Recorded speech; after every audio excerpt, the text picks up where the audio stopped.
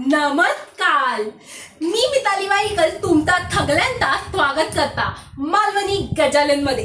आजच्या गलीतील पहिली बातमी हा बंदूक थाप चालत असताना बबण्याच्या कुल्या गोली घुसली हा, त्यामुळे दोन्ही कुले पार फाटलेले हत, त्यामुळे बबण्याचे हगुचे वांदे।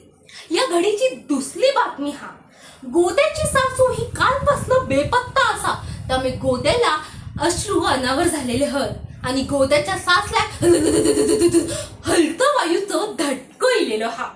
या गलीतील तिसरी बातमी हा घरात आणि गावात कोणीही कुठला विचारत नाही, म्हणून आपले माजी आमदार नाईक हे राजकारणातून संन्यास घ्यायचा निर्णयात हत, त्यामुळे आता ते जरा कट्टे बाजारपेठेवर भाजी विकतले।